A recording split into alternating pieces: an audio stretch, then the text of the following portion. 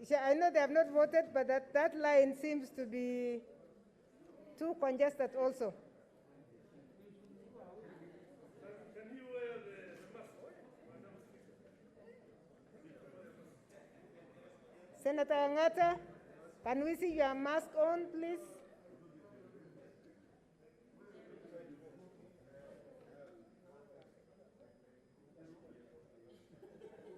Please sit if you have voted. It helps.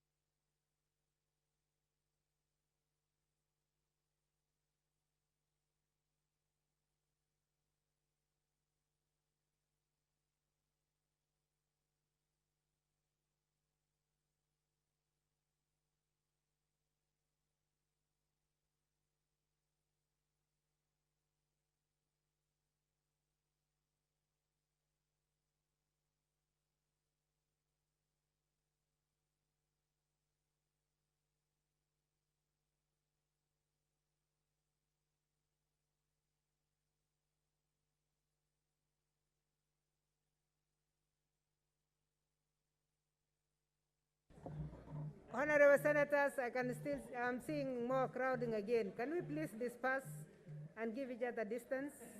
Please, let's respect one another.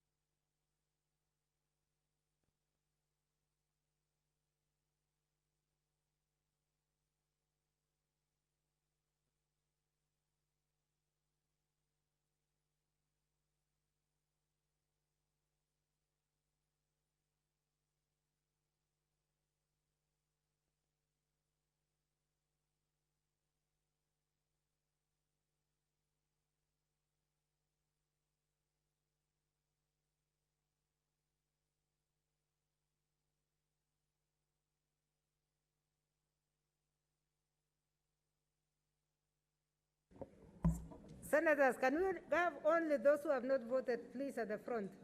If you have voted,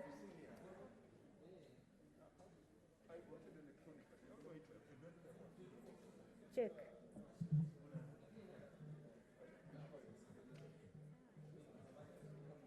Those who voted electronically have a right to check in case their electronic vote did not work.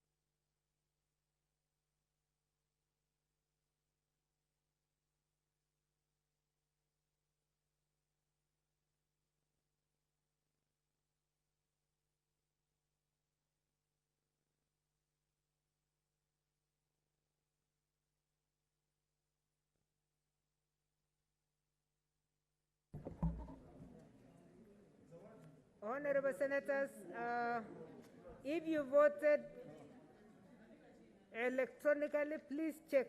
We are receiving errors already.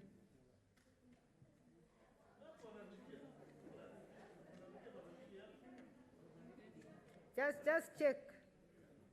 And if you have checked and you have voted, please leave the desk.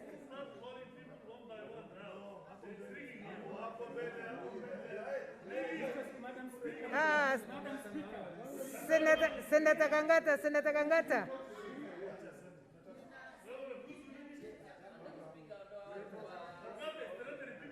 Senator Kangata and Senator Niri, your job is to observe, not to campaign.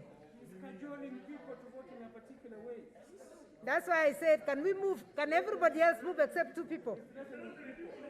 Can everybody move? Because we are having problems also of intimidation when you have too many people crowding. Why does everybody want to know who other members voted? What other members voted for? Honorable Senators. Honorable Senators, can we stop the process?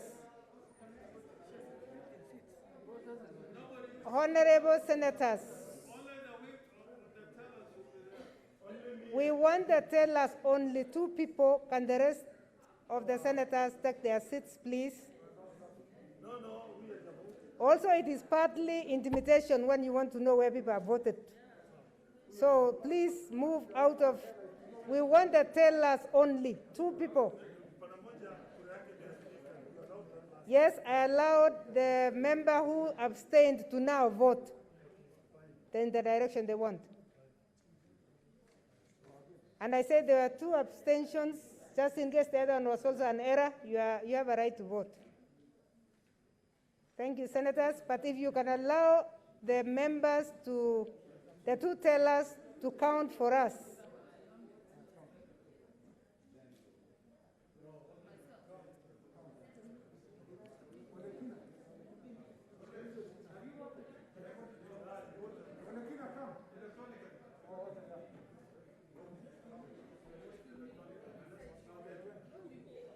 Okay, can we allow the clerks and the tellers to go through?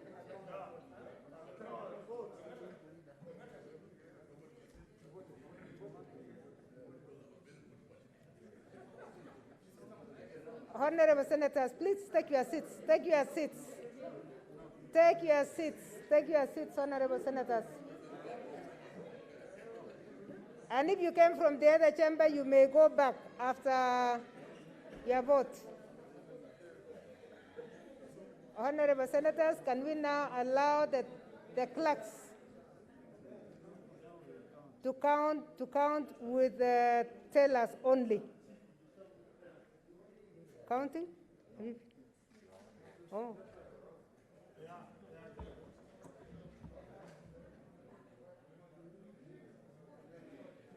Senator Murkomen, please allow Ganiri to do his work.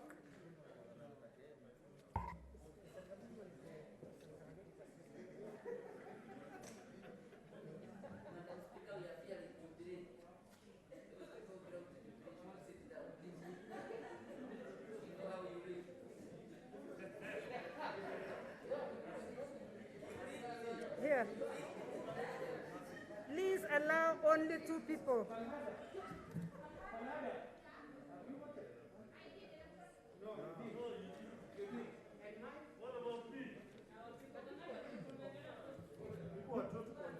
Now the clerks will call you if you are not okay. Please sit down. Please take your seats. Thank you.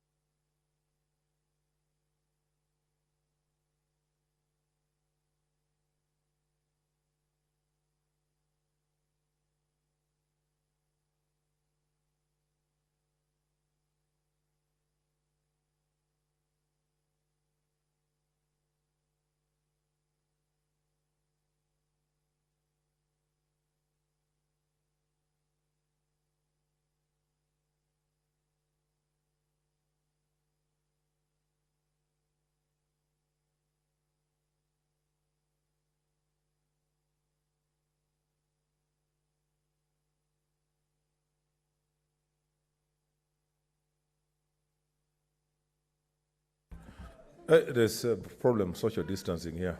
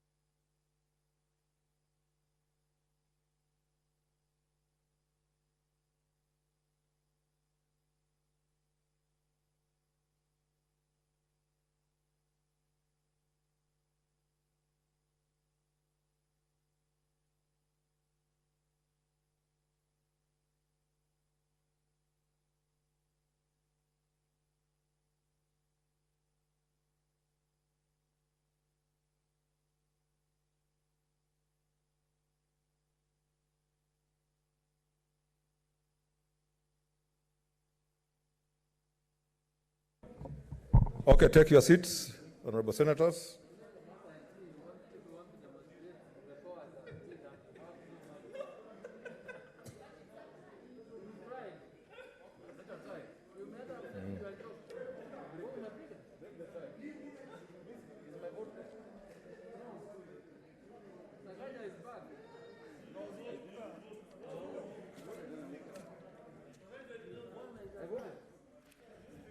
Okay, so take your seats.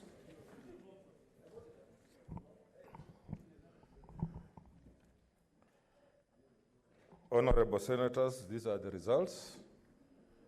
Take your seats. The ayes have 29, the noes 29, abstentions 0. This takes us to Article 122, 2A, which states on a question proposed for decision in either house, A, the speaker has no vote, and B, in the case of a tie, the question is lost, which means the question to adjourn has been lost And therefore, we proceed to the next order.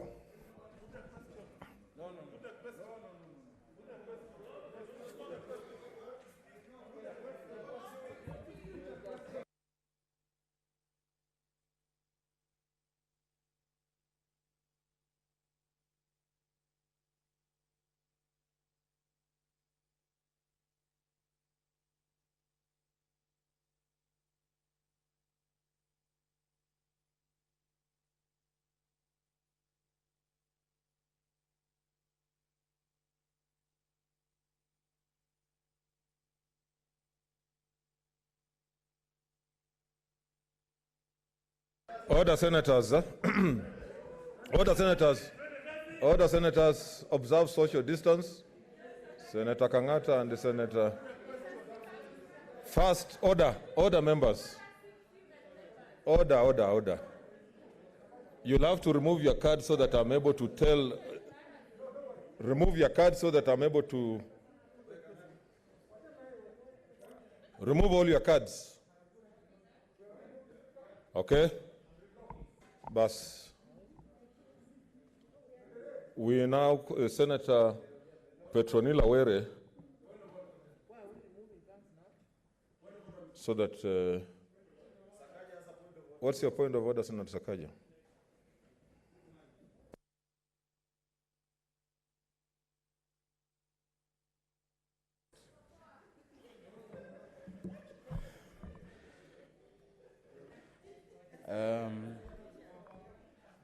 Mr. Speaker.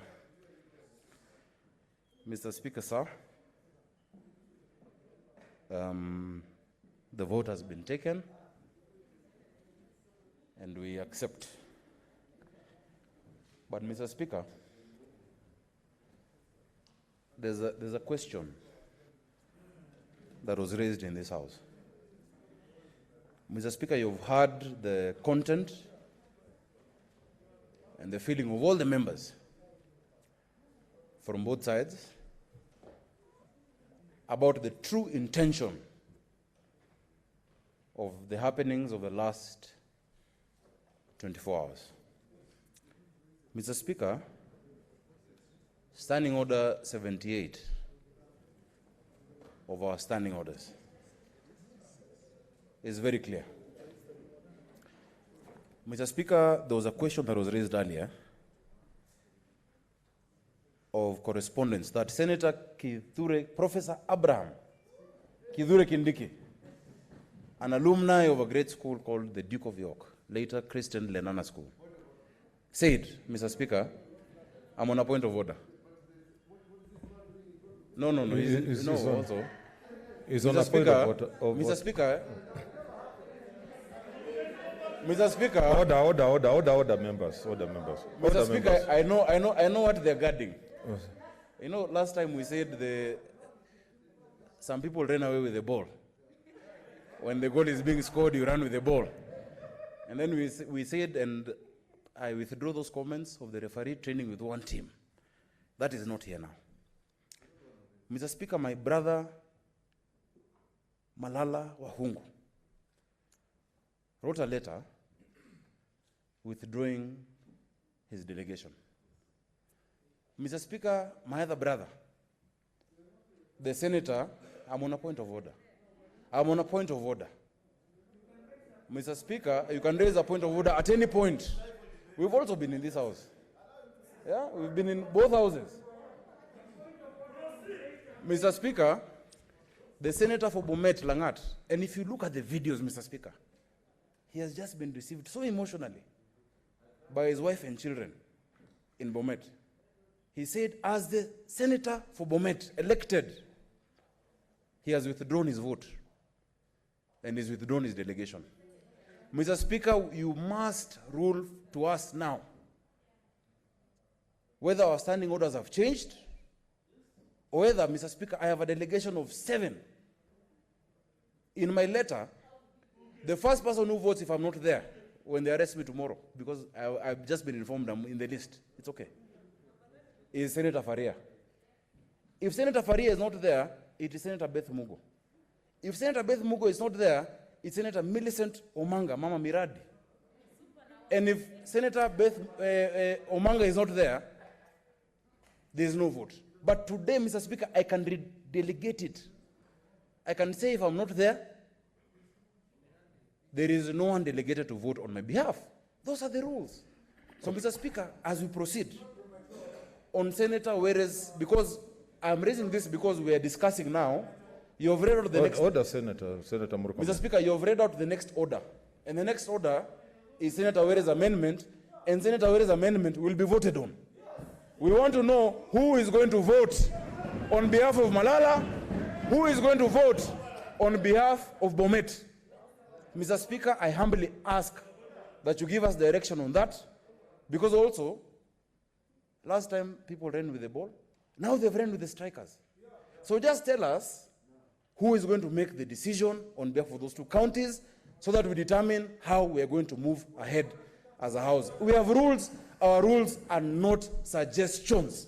Our rules are the rules, and those are our standing order. Mr. Speaker, I humbly ask that you make that, without further debate, that you make that determination, and we are sure you will make the right determination. Thank you, Mr. Speaker. Senator Kangata, what's your point of order?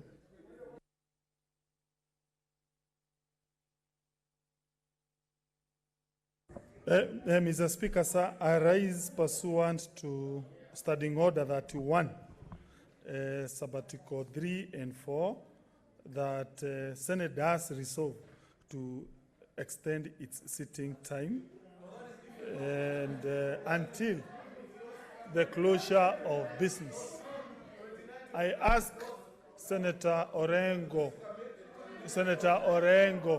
to support me. Thank you.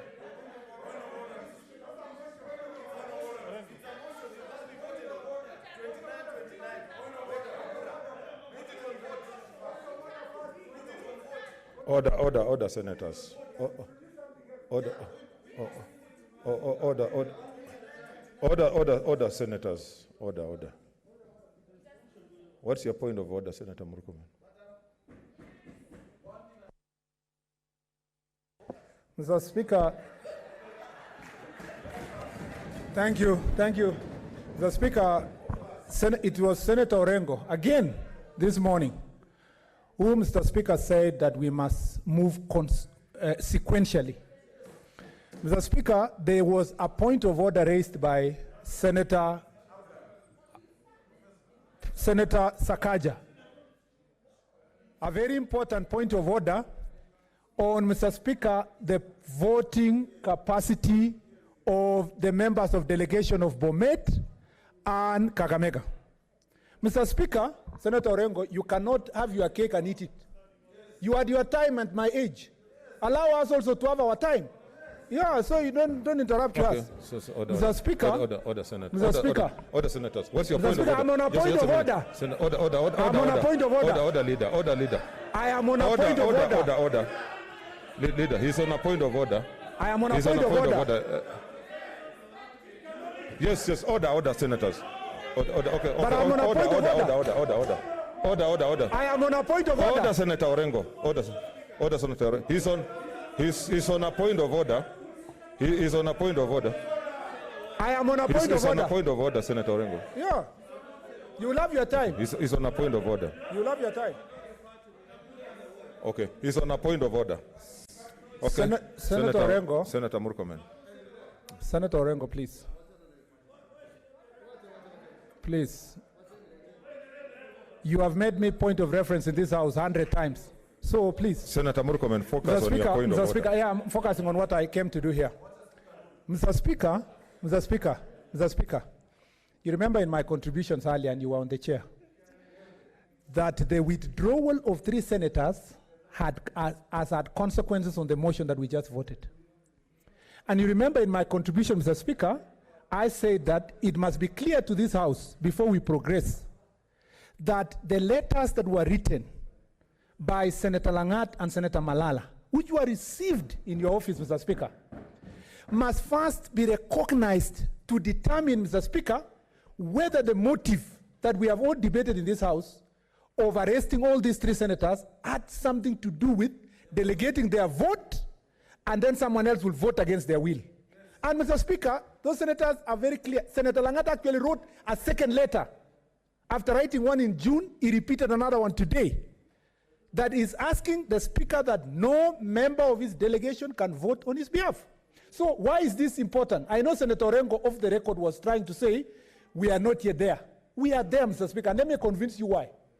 Mr. Speaker, we are there because we are now moving to a motion that concerns counties. What is your point of order, Senator? And if it's a motion concerning counties, Mr. Speaker, my point of order is that, Mr. Speaker, we are requesting you to first make the ruling, Mr. Speaker, on the question of, a substantial question of whether Senator Milko, Senator Sionga, Senator Msuruve will vote on behalf of Malala and Langat, Mr. Speaker.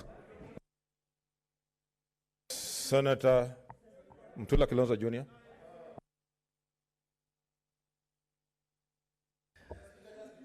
Mr. Speaker, I need your attention.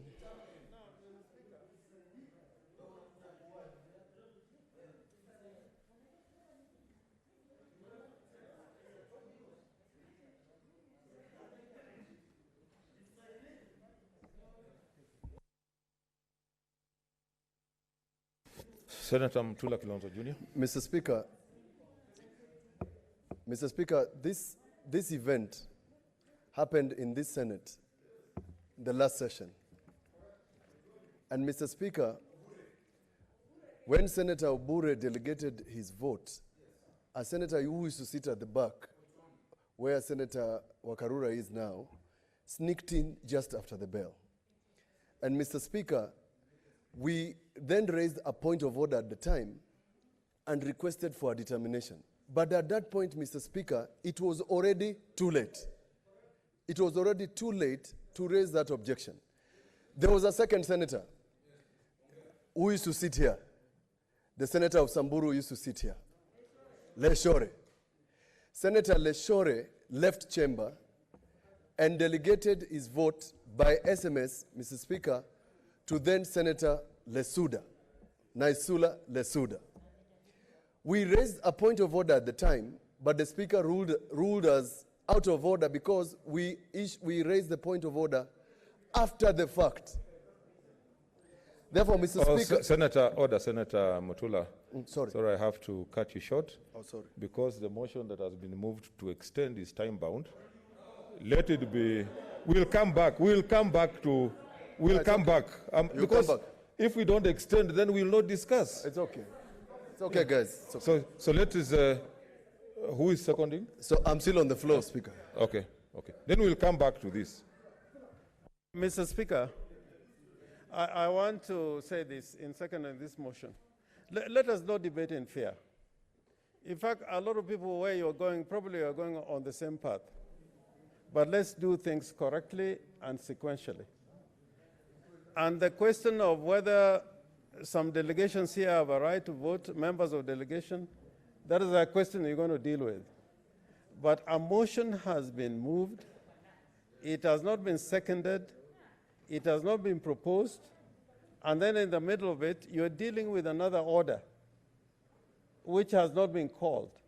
Because this motion, you allowed Senator Kangata to move the motion, and before the seconder was called upon, I was not allowed to second. So, Mr. Speaker, all I want to say, this is a procedural motion, and I think even the issues that are being raised on whether a member of the delegation can vote without designation or whether there has been a revocation, that is an important question that we've got to deal with.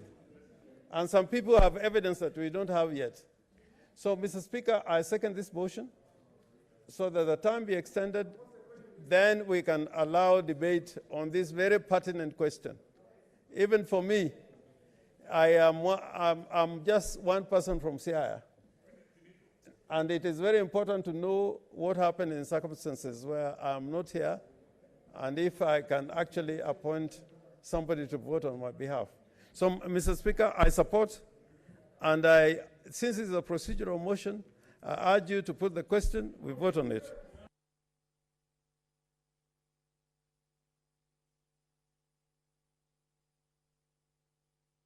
Order, senators.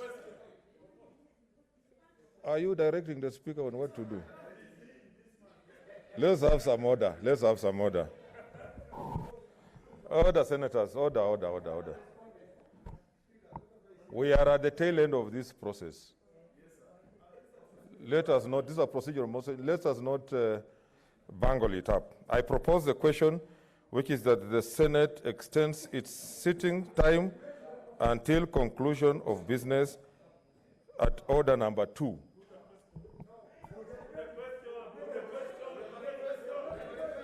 I put the question. What's your point? Okay, what's your point of order? Senator Chariot. Okay, Senator Chariot. Okay.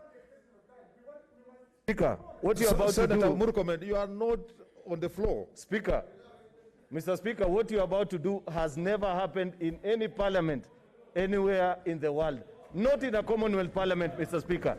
Anytime a speaker proposes the question, you must look up the screen and see if there are members who want to contribute. Yes. And many of us want to contribute to this motion. I'm looking at so it. allow us the privilege to contribute.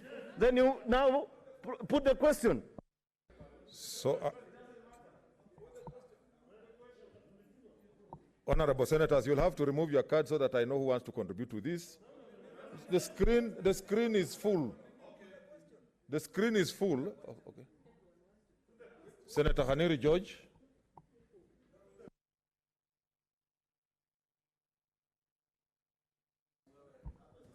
Mr. Speaker, I rise to vehemently oppose the extension of this House as moved by Senator Minority Leader. Mr. Speaker, I think this is now becoming a circus, Mr. Speaker.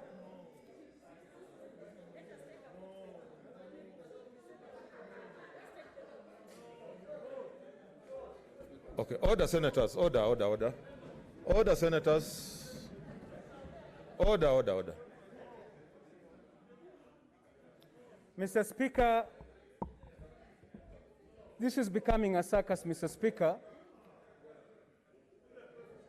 I oppose the motion for extension for the simple reason that we had earlier adjourned because of our colleagues, our 3 colleagues who were incarcerated.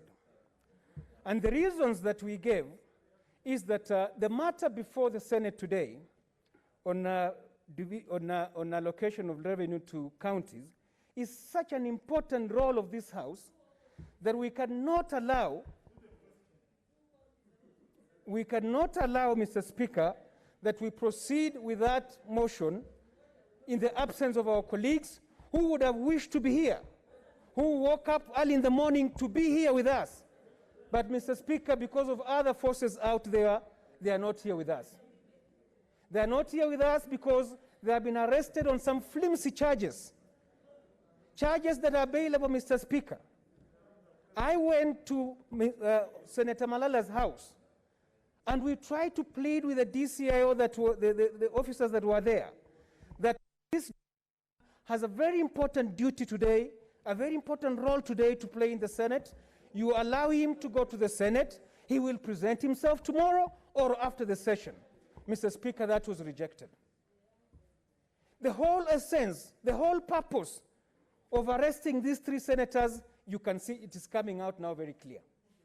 If the government of the day wants its motion to go through, because we know it is supported by the government of the day, there are better ways of doing it. You can convince people, but you cannot throw people in jail so that you pass the motion when they're in jail so that they're not in a position to vote. Mr. Speaker, this is wrong. It is unacceptable. We must oppose this to the end and insist that we can only vote on this motion when our colleagues are released. Mr. Speaker, I vehemently oppose. Senator Kimani wa Matangi. Okay,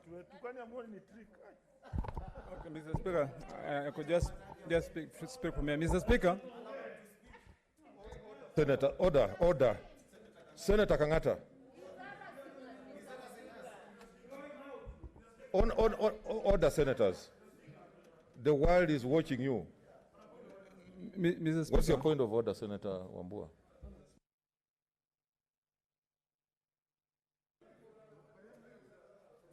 Mr. Speaker, I draw your attention, Mr. Speaker, to Standing Order number 116.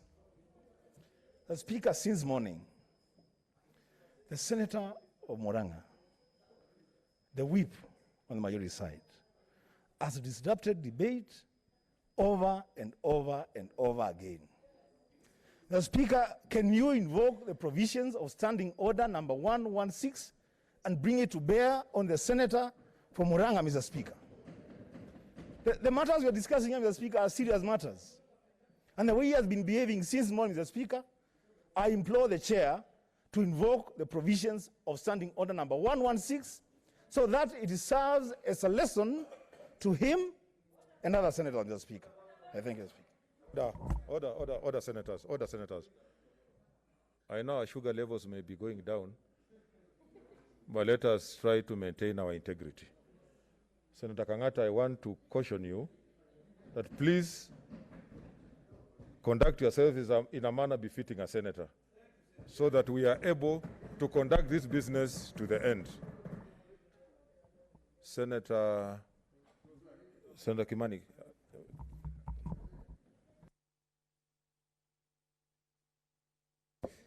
Mr. Speaker, there is nothing that would be more controversial, Mr. Speaker, or I don't want to call it deceitful, because I want to use good language, but with the questions that have been put to you, Mr. Speaker, for determination, and the importance of it, which was raised by the same senators who are saying, Mr. Speaker, that you should not extend time and have this matter discussed, then what are we saying? Is it a cat and mouse game?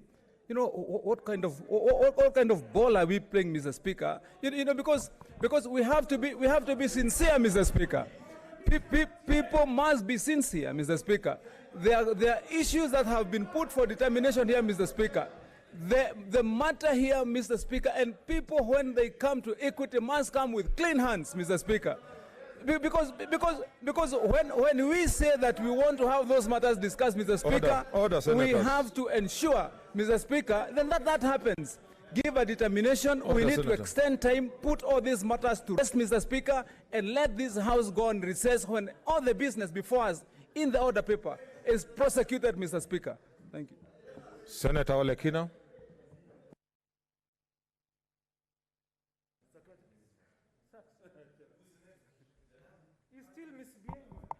Mr. Speaker, sir, this is a very interesting time. Mr. Speaker, sir, the issue at hand is an issue that affects 47 counties. Mr. Speaker, sir, every county, regardless of the number of people who live in that county, are represented by one senator. Lamu, which has a population of 101, has one senator. Nairobi, which has a population of 4 million, has got one senator. This is a matter which is not something that can be played around with. This is a matter that requires the senator of that county to be here so that he can be able to fulfill his constitutional mandate. Mr. Speaker, sir, this is the only thing that a senator can actually stand up and say, I have done so. I have fulfilled the mandate. It will be unconstitutional, Mr. Speaker, sir, for us to continue discussing issues that relate to county number, is it 22? County Samburu, county of Bomet, who are my neighbors, and county of Kakamega, Mr. Speaker, sir, when the senators are not here. I've looked at the standing orders, and it is very clear. When we continue talking and talking and talking, Mr. Speaker, sir, you said it clearly, our sugar levels are going down. We've been here since morning.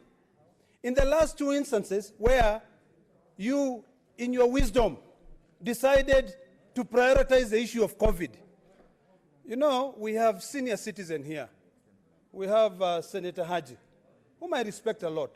On the other hand, we also have, he's now on the phone, who is Attorney General Emeritus. He's also old.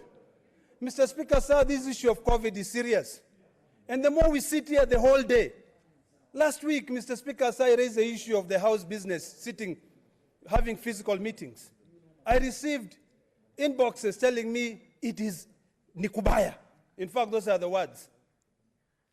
Then why are we pretending? Are we saying that COVID is not real? Are we saying that we can sit here the whole day, from morning to evening, discussing? Thank you. And I'm glad you raised it. I was actually waiting for you to do that. You know, I was waiting for you to do that. And thank you, Majority Leader. If there's anything you've done today which makes me happy, is to remind me to protect myself. Now, Mr. Speaker, sir, I want to beseech you to listen to these honorable members.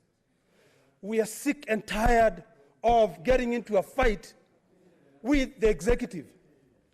We should be people who should be sitting here and we make our own decision. Let us not allow people from outside to control ourselves. We are being controlled by a remote control.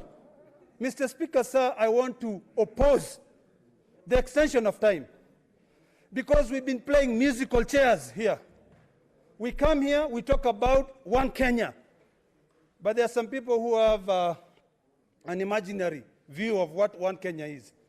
You know, Mr. Speaker, sir, when I was seated there, it dawned on me that I wish I was here. I was in America then, when people were writing the Constitution in Naivasha. I would have made sure there is a provision that can allow counties to secede if they so desire. Mr. Speaker, sir, we are here, 47 delegations. All those 47 delegations must be here to determine the issue of revenue. If we try to leapfrog, or rather to rush things, what is going to happen, Mr. Speaker, sir, is that we are going to deny the people of Kakamega their right. We are going to deny the people of Bomet their rights. And we're also going to deny the poor of Samburu, who for the last 57 years have been treated like they don't exist. Today, their senator arrested because of some flimsy charges. I wish they were telling us they have gone to arrest those people who are stealing money of the dead, the COVID millionaires, not our honorable colleagues. So, Mr. Speaker, sir, I want to request my dear brothers here and sisters, just the way you voted for us to continue and not to adjourn, today I want to ask you to vote also for us to have another day. When our colleagues are here, we can get their wisdom. We can hear why they support or oppose. But when we rush things, there's nothing we are getting. Mr. Speaker, sir, this is not going to help this country. It is not going to help the executive. Neither is it going to help the judiciary. We must vote. We must decide issues when the 47 delegations are here. You've been invited, Mr. Speaker, sir, to make a ruling on who should vote for Bomet and who should vote for Kakamega. But before we could even contribute on that, there comes the distinguished senator, the majority whip, who decides, no, let's do this. Let us extend time. I mean, we need to think. And I think it is about time that as honorable colleagues, I beseech you, that we think about this Kenya when we are not here. Because we think as if we, even if today I give my brother Linturi, even if I give you 1 billion shillings and tell you, kula ileo, you will not finish it. And even if you had the magic and you are able to consume all that money, you know where it will go to waste.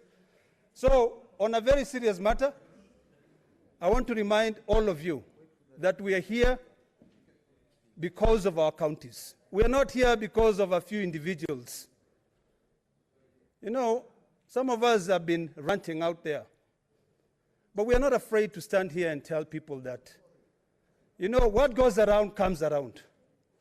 You know? It will come back again, and it will come back to bite you. And it will bite you so dearly. I love what Senator Kasanga said today. The Bible talks about a curse of 4 generations. So as we sit down here today to determine whether to extend debate or not, I want you to remember one thing. We're also human beings.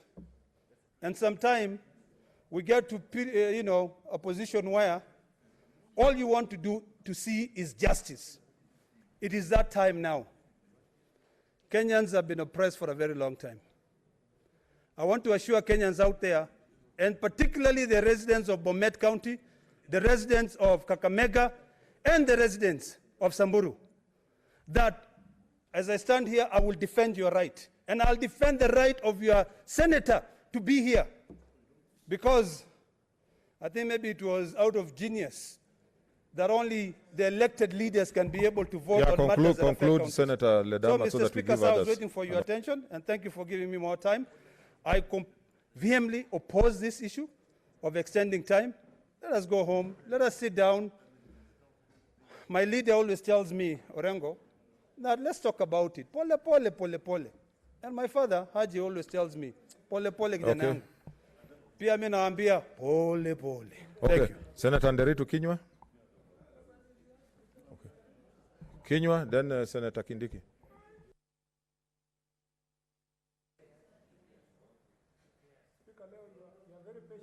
Senator Kinyua. Senator Kindiki.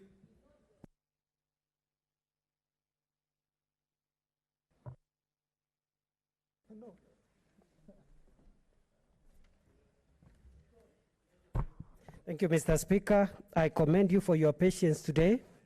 Mr. Speaker, sir, I will go straight to saying the following. Whichever way the adjournment or rather whichever way the request to proceed with business goes, that's neither here nor there. What I want to do, Mr. Speaker, is under Standing Order 78.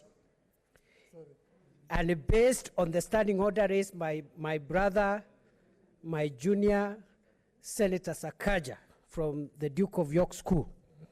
I would like to table, for the record, Mr. Speaker, I had promised to do so, I didn't. One, the letter of Senator Cleophas Malala, Member of Parliament, Senator for Kakamega, Deputy Minority Leader, to you, received today in your office, Mr. Speaker, and a letter from Senator Dr. Langat, received in your office today, Mr. Speaker, I table. Senator, Majority Leader, have you been overtaken by events? You are off mic.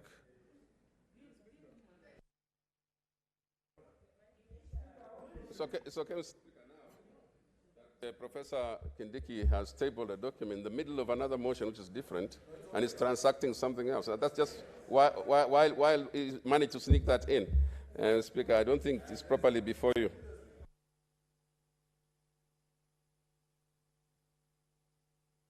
Order. You know, in the course of your debate, you can table anything to support your argument. So I think it's not out of order. What's your point of order, Senator Wamatangi?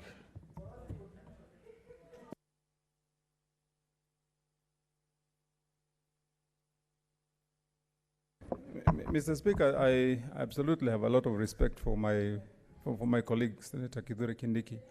And indeed, you have ruled correctly that a senator can table documents in the course of a debate. But what requires, Mr. Speaker, to be substantiated is, yes, Senator Kindiki intends to table those documents, Mr. Speaker, from the relevant senators who address them to you, Mr. Speaker. What would be of essence, too, is a letter also authorizing him to act on behalf of those senators, Mr. Speaker.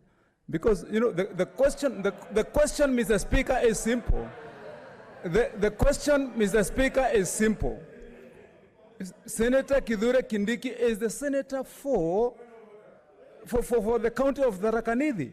Mr. Speaker, if you are going to admit, and I have no problem, Mr. Speaker, with the decision you make, or even you admitting, but to reach the threshold of proof of authenticity, it would be important, Mr. Speaker, that you also be notified either by those senators who would either call you or they designate him to bring those letters. Okay. Mr. Speaker, how would you or this House authenticate that those letters and indeed those instructions are from those, from those senators, Mr. Speaker? Order, Senator.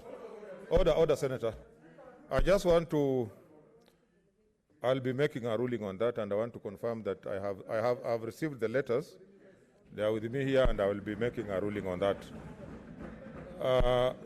Honorable Senators, we have to make a decision by 6:30. So I want to seek your intelligence that I put the question so that we are able to vote and know whether we are proceeding or not. So, Honorable Senators, I put the question, which is that the Senate extends its sitting time until conclusion of business at order number 2. So we will vote by roll call. It is faster, so that it is faster. So I ask that the bell be rung for 1 minute.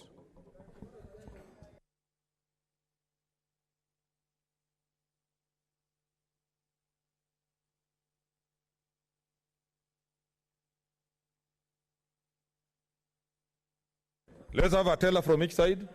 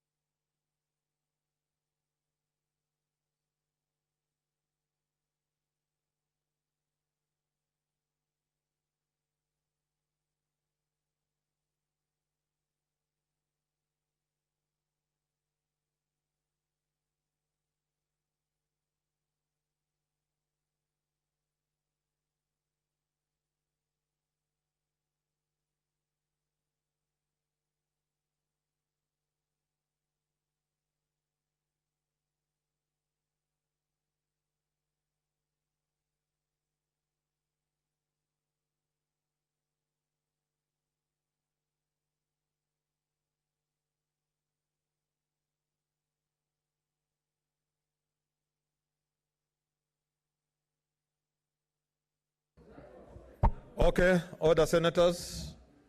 There is, we are going to start voting. So take your seats. Take your seats. Take your seats. Take your seats.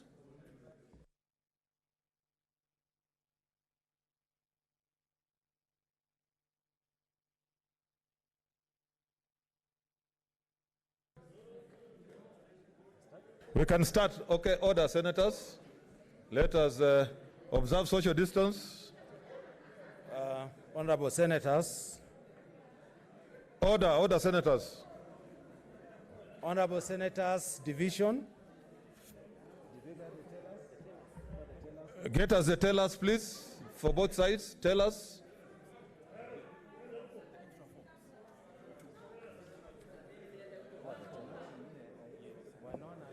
Yeah. Tell us.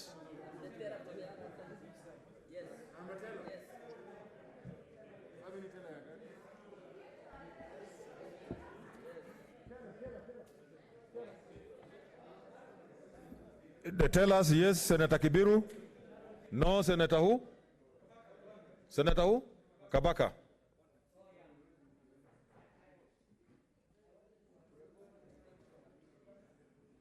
Okay, Honorable Senators, division. Senator Adan Dulo Fatuma. Senator Adan Dulo Fatuma. Please. I vote no. Yeah. No. Okay, you can. You are taking. Yes. You are.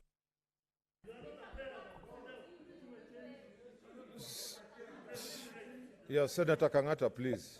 Senator Ali Abdullahi Ibrahim. I vote no. Senator Boy Issa Juma.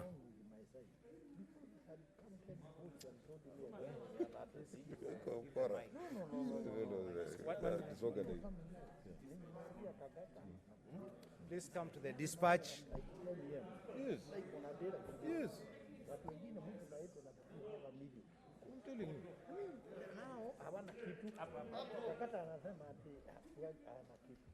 I vote no. Senator Chebeni Masi. Chebeni Masi.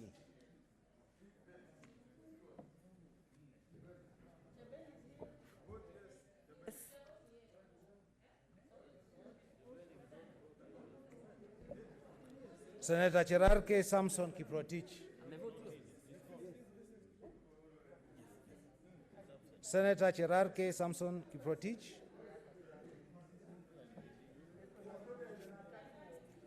Senator Cheriot Aaron Kipkirui. I vote no.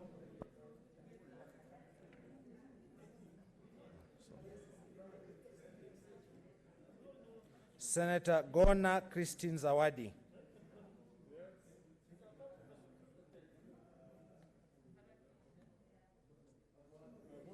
I vote no. Senator Haji Farhia Ali.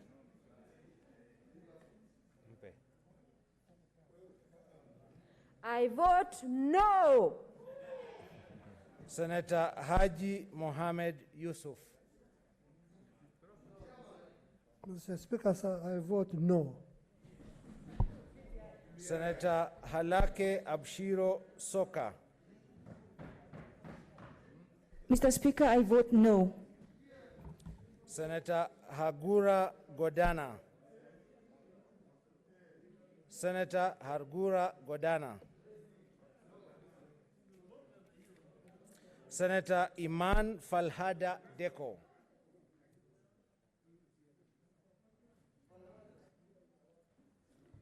I strongly say NO, capital NO, no. Senator Imana Malakai Charles Ekal. I vote no. Senator Inima Gertrude Musuruwe. I vote yes. Senator Kabaka Boniface Mutinda.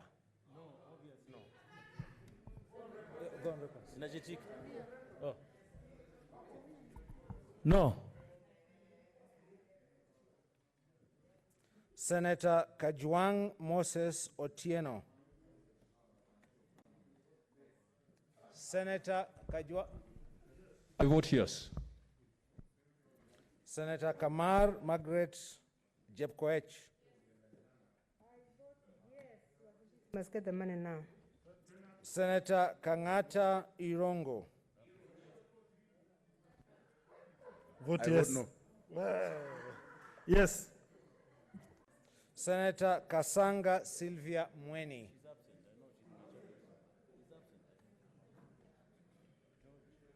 Senator Haniri George.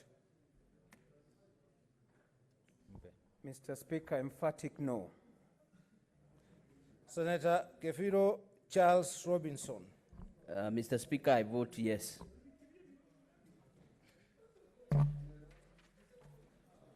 Senator Kehika Susan Wakarura.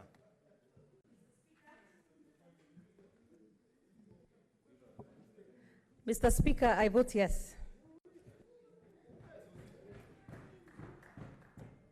Senator Kilonzo Mutula Jr. I vote no. Senator Kimani Wamatangi Paul.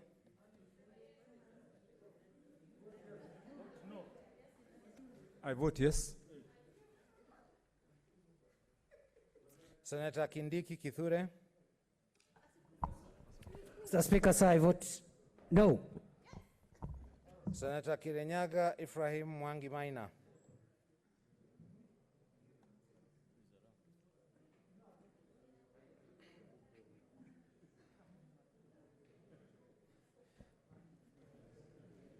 Mr. Speaker, I vote yes. Senator Langat Christopher Andrew. Senator Langat Christopher Andrew. Senator Lelegwe Ltumbesi.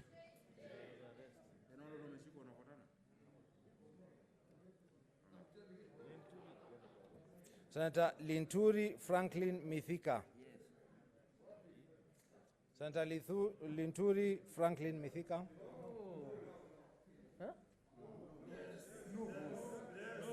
For the adjournment? We are voting no. Yes. Senator Loitiptip Anwar.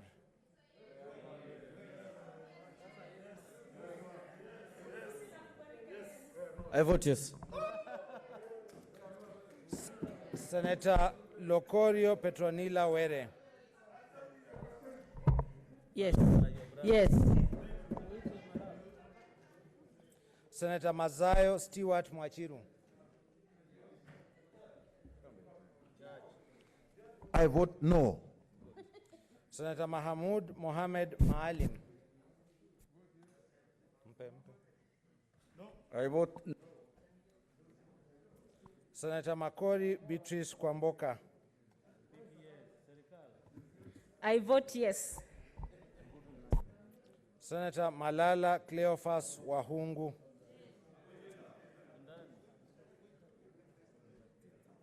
Senator Masitsa Naomi Shionga.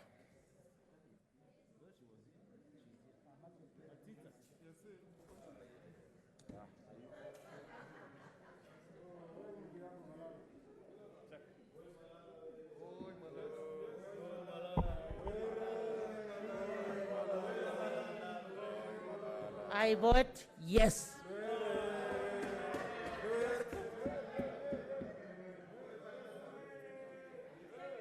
Senator Mbito Michael Malinga.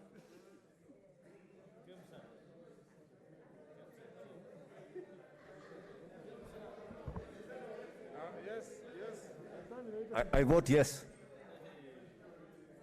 Senator Mbogo George Ochilo Ayako. I vote yes. Senator Milgo Alice Chepkorir.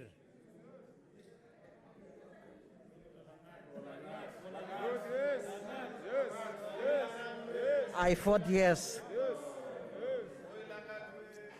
Senator Mogeni Eric Okongo. Madam Speaker, Mr. Speaker, I vote no. Senator Moi Gideon Kipsielei Toet.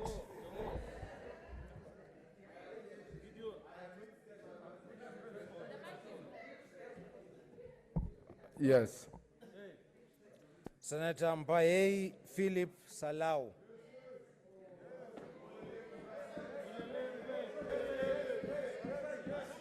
I vote yes. Senator Mugo Beth Wamboi.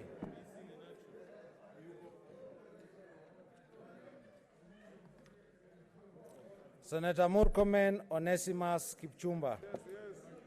I vote no. Senator Mwangi Paul Gedhiomi. Mr. Speaker, I vote capital yes.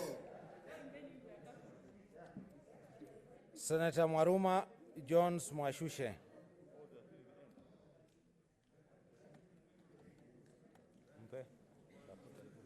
Mr. Speaker, I vote no. Senator Mwaora Isaac.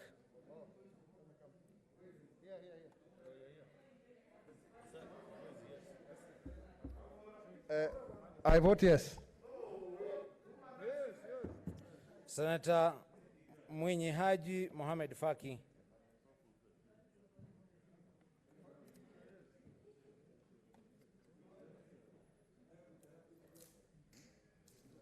Mr. Speaker, I vote no. Senator Nderito John Kinywa.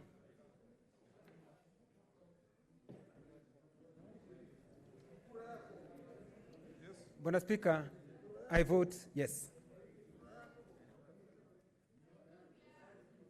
Senator Ndwiga Peter Njeru. Yeah, I vote yes. Senator Nyamunga Rose Ogendo. I vote yes. Yes. Senator Olekina Ledama.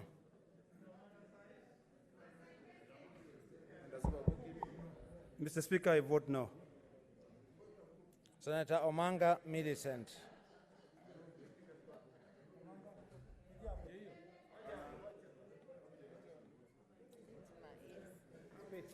Space, Mr. Speaker, for me to vote. I need space. Space, social distance. 1 meter. Mr. Speaker, I vote no. Senator Ongeri Samson Kegengo.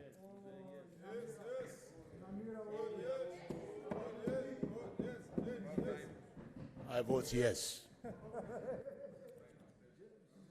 Senator Orengo James.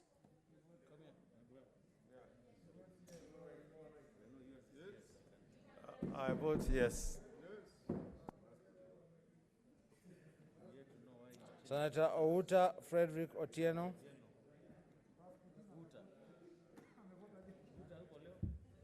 I vote yes. Senator Pareno Judith Ramaita.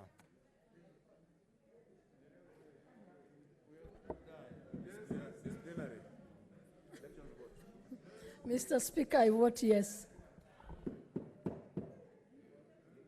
Senator Pogisio Samuel Losuron. Okay, don't crowd around. Please, let's observe some social distance. If you don't have a business there, please, let's observe that. Speaker, I vote I vote yes. Senator Prengei Victor.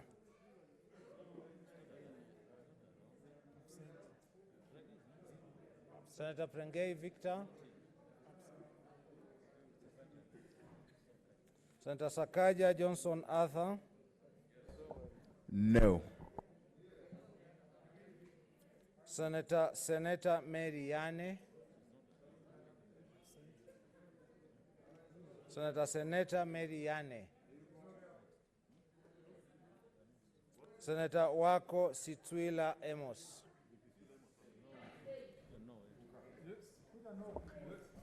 I vote yes. Senator Wambua Enoch Kio.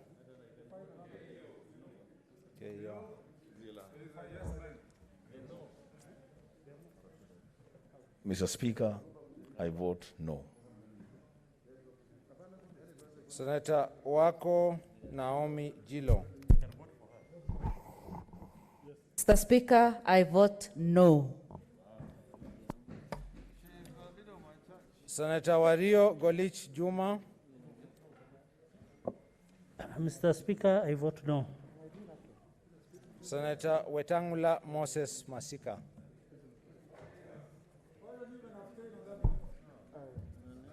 Hey, you're denying me? Yeah. Yes. I vote yes. Thank you. Senator Zani Agnes Philomena. I vote no.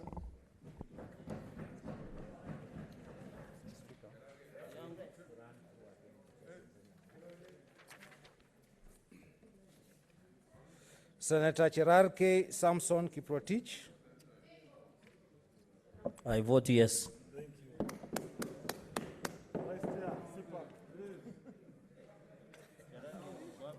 Senator Hagura. Excuse me, wait a minute. My list is incomplete. Where is it? No. I went back to the list. Oh, we go back. To the start. Where are the number 5? Cherarke said yes. How goes it here? Senator Hargura Godana. Senator Kasanga Sylvia Mweni.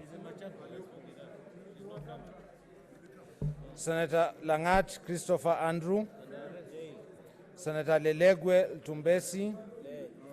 Senator Malala Cleophas Wahungu, Senator Mugo Beth Wambui, Senator Prengei Victor, Senator Mary Yane,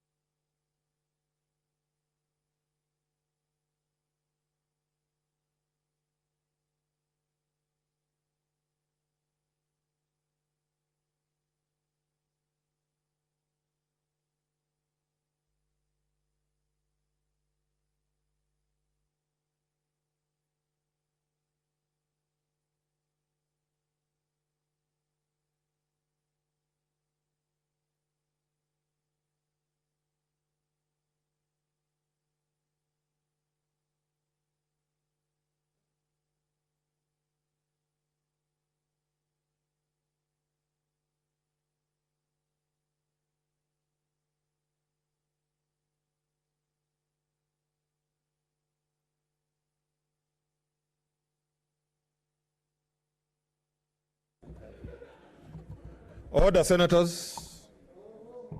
Take your seats.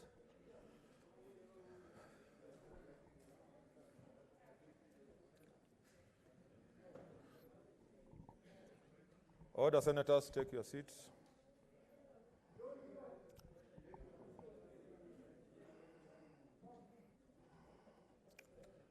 Honorable senators, take your seats. These are the results of the division. Abstentions, 0. The nays, 28. The ayes, 31. The ayes have it. Honorable senators, I want to make a pronouncement on an issue that has been brought to my attention, which you want my direction and my ruling. I want to refer to the Constitution of Kenya and the Standing Order. Constitution of Kenya, if you look at Article 123, decision of Senate. On election, all the members of the Senate who are registered as voters in a particular county shall collectively constitute a single delegation for purposes of Clause 4, and the member elected under Article 98(1)(a) shall be the head of the delegation. 2. When the Senate is to vote on any matter other than a bill, the Speaker shall rule on whether the matter affects or does not affect counties. 3. When the Senate votes on a matter that does not affect counties, each senator has one vote. 4. Except as provided otherwise in this Constitution in any matter in the Senate affecting counties, A, each county delegation shall have one vote to be cast on behalf of the county by the head of the county delegation, or in the absence of the head of the delegation, by another member of the delegation designated by the head of the delegation. The person who votes on behalf of the delegation shall determine whether or not to vote in support of or against the matter after consulting the other members of the delegation. And C, the matter is carried only if it's supported by a majority of all the delegations. The Standing Order 78(1) says on election, all senators who are registered as voters in a particular county shall collectively constitute a single delegation for purposes of paragraph 2, and the senator elected under Article 98(1)(a) of the Constitution shall be the head of the delegation, except as otherwise provided in the Constitution. In any matter in the Senate affecting counties, each county delegation shall have one vote to be cast on behalf of the county by the head of the county delegation, or in the absence of the head of the delegation, by another member of the delegation designated by the head of delegation. Honorable Senators, I did indicate that I have received 2 letters from Senator Christopher Langat and Senator Malala. And having received the 2 letters, I've also looked at the terms of reference when they wrote to designate these members, and they said in the references that they can withdraw that delegation. Therefore, given what the Constitution says and what the Standing Order says, and we are guided by the Constitution and the Standing Orders, my hands are tied. There's nothing I can do but say that we shall follow the Standing Orders and the Constitution of the Republic of Kenya. Okay, next order.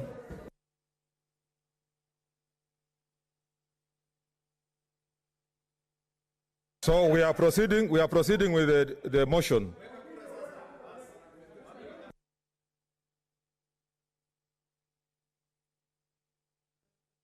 Senator Wamatangi, order, senators. We are proceeding with the amendments by Senator Were, Petronila Were. Yes, Senator Kimani Wamatangi.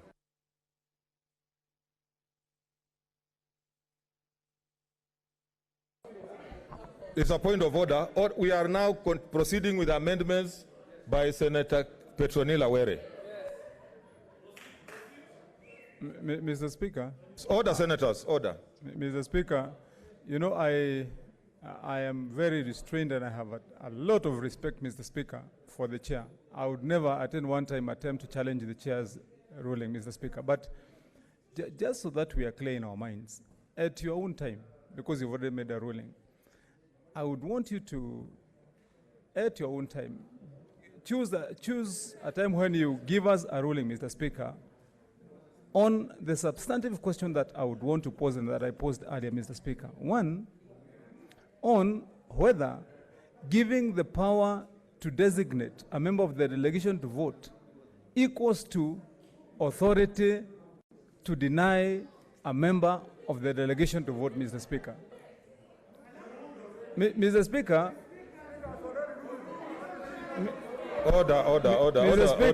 Order, Senator Kimani Wamatangi. Mr. Speaker. I have. Mr. Speaker. Honorable Senator. I have, Mr. Speaker. Order. I have sought your intervention. Mr. Speaker, you have permitted me to make my point. But don't Mr. challenge Speaker, the ruling I've I made. have not challenged your ruling, Mr. Speaker. I have only asked you, Mr. Speaker, that at your own time, please give us clear guidance. I am ahead of a delegation myself from Kiambu. And Mr. Speaker, I know that at any one time, if there is a matter to be determined, I can designate a member of my delegation, Mr. Speaker. The question, Mr. Speaker, that will require your ruling is, does the power I have equal to denial of that member? Mr. Speaker, my answer is an emphatic no. Order, Senator. Mr. Speaker, Order, Senator Wamatangi. I can designate the member. Order, Senator Wamatangi. Mr. Speaker, supposing I died tomorrow. I have order, Senator. Order, supposing senators. a member of a delegation dies tomorrow, Mr. Speaker. Order, senators. Order. Mr. Speaker, I respect your ruling, but I still persist, Mr. Speaker, that is a matter that you need to look at, Mr. Speaker. Okay. And then you guide this House, Mr. Speaker. Okay. And more comment, I read the Constitution when I was younger than you. Order, senators. Order, senators. Order, senators. Order, senators. I am on my feet. Order, whip, I'm on my feet. Order, senators. Order, senators. Senator Wamatangi. Senator Kidiomi, I'm on my feet. Senator, the whip. Whip, I'm on, Senator Kangata, I'm on my feet. There is a seat next to you. Honorable senators, I have said in my ruling that this is a house that is anchored on the Constitution and the standing orders. They have guided me in making that ruling. Let us proceed. Senator Orengo. On a point of order, Mr. Speaker. Mr. Speaker, I respect order. And Mr. Speaker, you have made a ruling. And when a speaker makes a ruling, it's like a court of law. And unfortunately, when you make a ruling, we have no recourse for an appeal. There's nobody above you.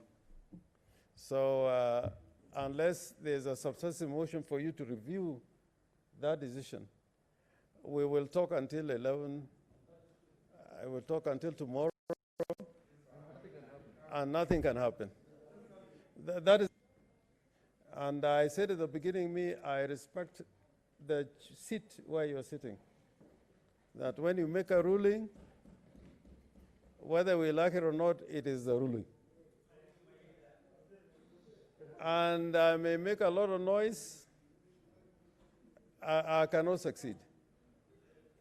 I may not be happy, or I may be happy, but that is the ruling of the Senate, or the ruling of the Speaker. Mr. Speaker, in the circumstances, knowing what has transpired the whole day, and I'm being very genuine. I'm being very genuine. In fact, Mr. Speaker, I want to be judged from the first word I uttered when this issue came before this House. And at that time, even Senator Murkomen, who never allowed me to speak, but now actually supported me, that it was wrong for us to proceed to a debate without some kind of consensus. And whatever we do, you look at the figures, 29. So, Mr. Speaker, if we continue to debate until midnight, I think we are not going to achieve anything. So I plead with you that we let this matter to rest. And the first thing that should happen is that on Wednesday, Senator Haji, the chairman of the Security Committee, should hold those proceedings and report to the House. I think we need another special sitting. And in that special sitting, we are forced by circumstances now to agree, whether we like it or not. whether we like it or not. And I think we can agree. But in the current circumstances, what I can say without fear of contradiction is any further debate will be a debate in futility, because you have made that ruling. And therefore, the motion that is before the House is the one by Senator Petronila Were, followed by Senator Wamatangi, followed by my motion, followed by Kibiru. And I think the way we are divided, I don't think we're going to see the light of day. So I suggest that that's the way we move. Senator Wetangula, then Senator Murkomen, then Kangata.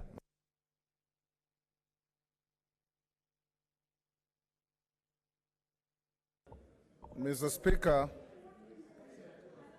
thank you for the opportunity, Mr. Speaker. Mr. Speaker, your interpretation and ruling based on the Constitution and standing orders cannot be faulted. In fact, Mr. Speaker, Senator Murkomen, Senator Orengo, and others, we recall the long, protracted arguments we had about how, when to delegate, and whether you can withdraw the delegation. The Constitution, Mr. Speaker, is clear, and the words of the standing orders are lifted word for word from the Constitution. So we agree with you that no amount of genius would have given you a different direction. But, Mr. Speaker, I want us to appreciate that this House is irretrievably polarized because of this matter. We want to make a decision, we can make a decision and live with it.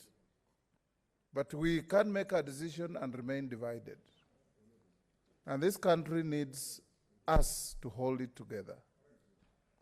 I want to urge you, Mr. Speaker, and these members can bear me, and Senator Orengo put it on record, that when we stood out here in Akamkunji, we've come round to where we started. And I made a very candid proposal that a recess may have been necessary for us to find a common ground. Because I for example, have a tremendous respect for Senator Murkomen, who is my distinguished learned junior. But the manner in which he has rapidly become aggressive is worrying me. Now, Mr. Speaker, his level of aggression on the floor and sometimes, Mr. Speaker, when you degenerate into aggression, you may make your point or miss the point. But when you debate soberly, things are different. I want to urge the leadership of the House that this is yet another window, Mr. Speaker, to do what we did in the last Parliament. As it is, we have Petronila Were's amendment, we have Orengo's amendment, we have Wamatangi's amendment, we have Kibiru Olekina's amendment, and it's already 7 o'clock. I want to urge that wisdom prevails. Let's not be winners and losers. Let's be the Senate of the Republic of Kenya and find a ground that can take us to a direction that will help this country. Thank you, Mr. Speaker. Yes, Senator Orengo has, he wants to move it formally. What's your point of order, Senator? Okay. He wants to move it formally. Yes, Senator Sakaja.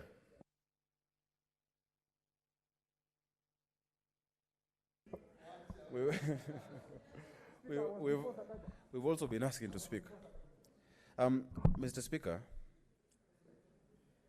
a great man called Francis Bacon once said that hope is a good breakfast, but a bad supper. Mr. Speaker, this process we've come through has led us here. And where we are today, Mr. Speaker, because I assure you, the members, I don't want to say on my team, it's not mine, they know what we've been doing over the last few days. Mr. Speaker, I want to urge, before Senator Orengo, and I wish Senator Orengo could listen to me, there is no social distancing and the people around you are highly suspected. Observe social distance. Sakangata and Maura, let Senator Orengo listen to what... Yeah. Because I want to persuade you, Senator Orengo. Yeah. Mr. Speaker,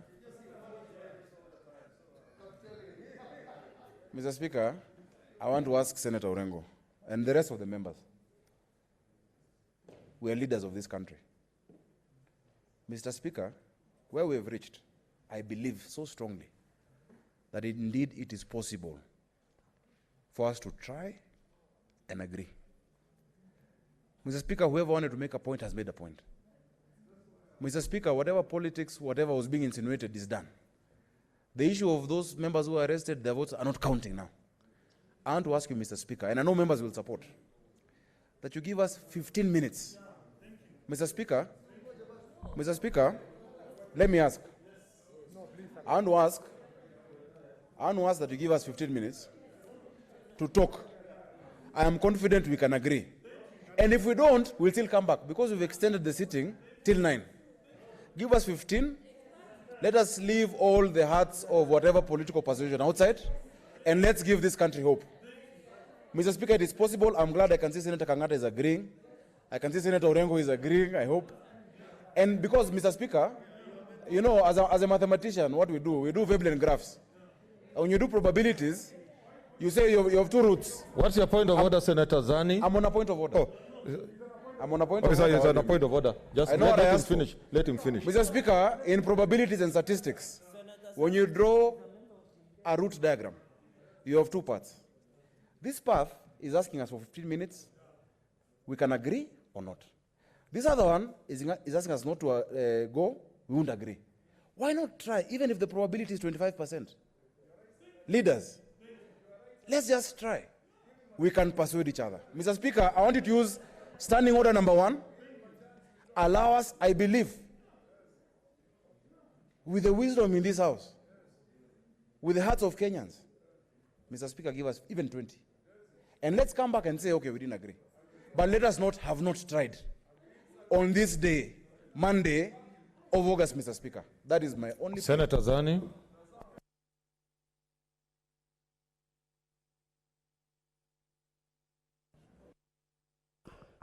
Thank you, Mr. Speaker. And just before I move my point of order, which I'd wanted to move before Senator Sakaja moved his, was to point out as a point of order that is it in order that every time this House adjourns and promises the whole of Kenya that we're going to meet and try to resolve, that we really never get to this point. Because, Mr. Speaker, if we had done this, would never have gotten to this point. That point, when we actually go on adjournment, is a time to plan and plot, like the way we have seen being plotted on the floor of this House this afternoon. So I suggest it is time we put our act together, Mr. Speaker. As we go on discussing, as you can see, we're getting closer and closer to consensus. If you look at the amendments, there isn't such a big difference after all. Can we put ourselves together and finally deliver to Kenyans? Thank you, Mr. Speaker. Okay, I'll give it Senator. Okay, Senator Murkomen. And I agree with you. Mr. Speaker, first of all, I want to thank my seniors.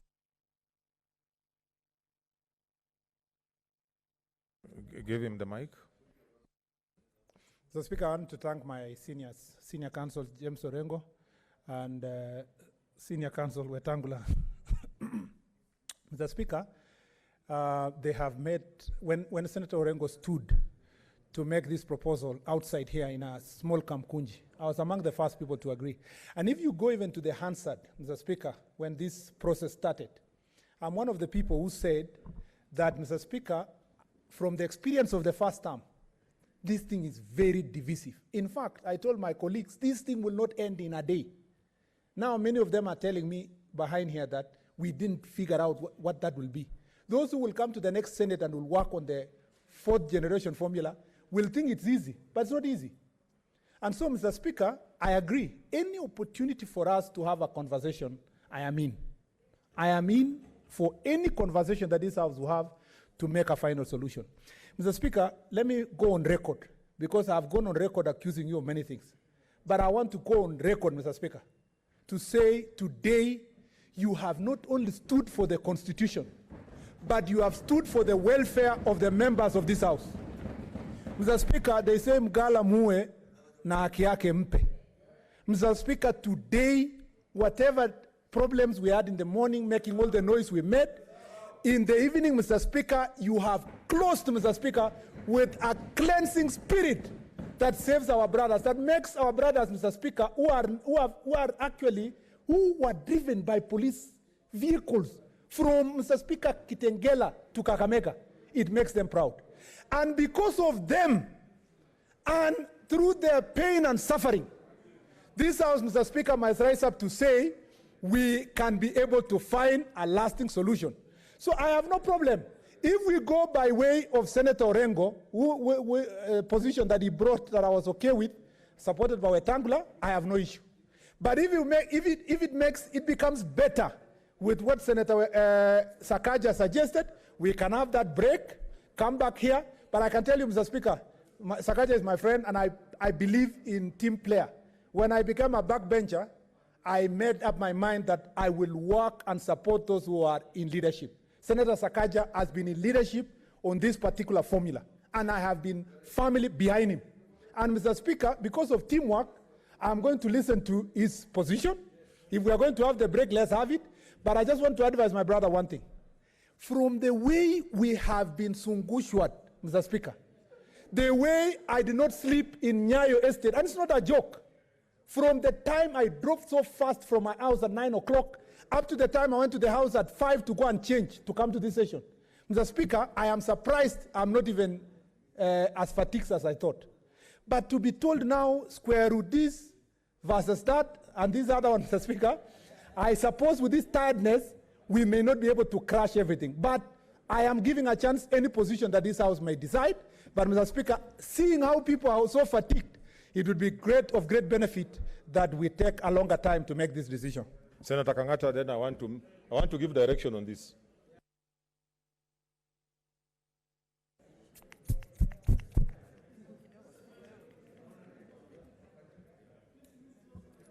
Thank you, Mr. Speaker, sir. Mr. Speaker, sir, in the entire debate on this issue, we have been on different sides with my brother and very good friend Sakaja, Honorable Sakaja Senator. But today, I stand to support his very good advice. We take a 15 minutes break.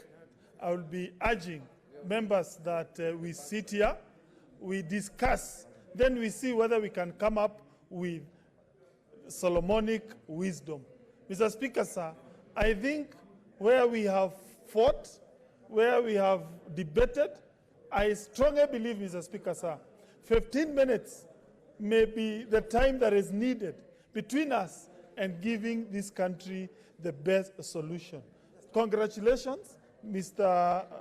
Honorable Sakaja Nairobi, for your request, and I strongly support your idea, because surely there's no need for us to keep on procrastinating. Thank you. I support and urge you, Mr. Speaker, sir, agree, please, to that very good suggestion by Honorable Senator Orengo. Okay, order, Senator Orengo. Let Senator Orengo. Okay.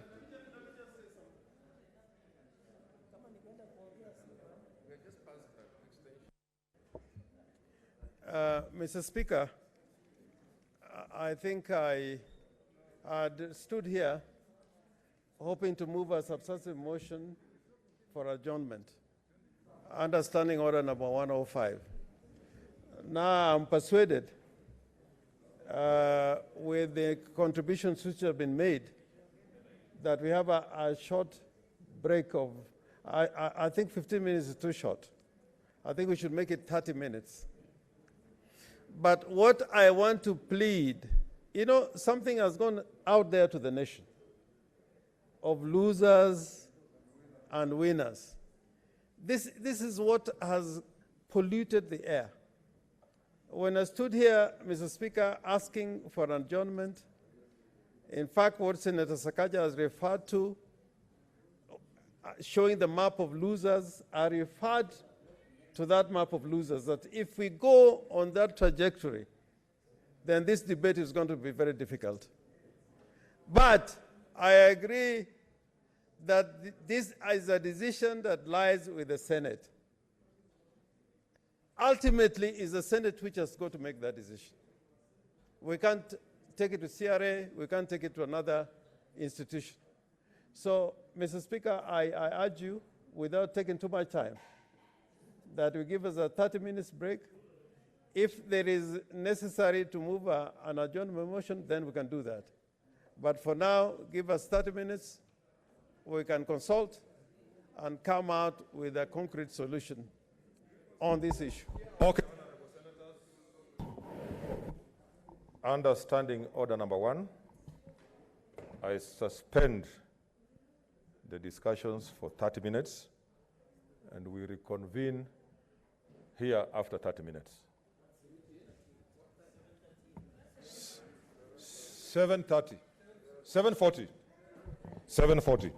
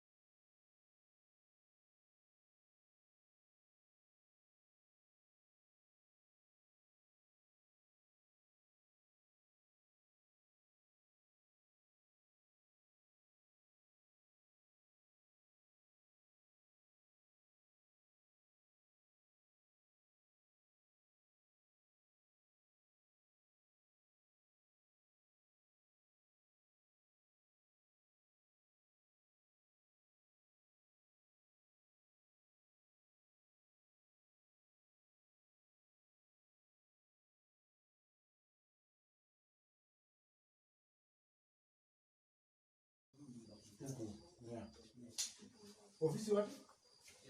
DCI. DCI anakuja kuchukua mtu saa 7 usiku. No harassment, no anything. But saa 7 usiku shua nitajuaje nyinyi ni DCI? Sasa. Shua. Identify usiku wanaume 9 mimi nitoke hapa niende DCI usiku saa 8 usiku.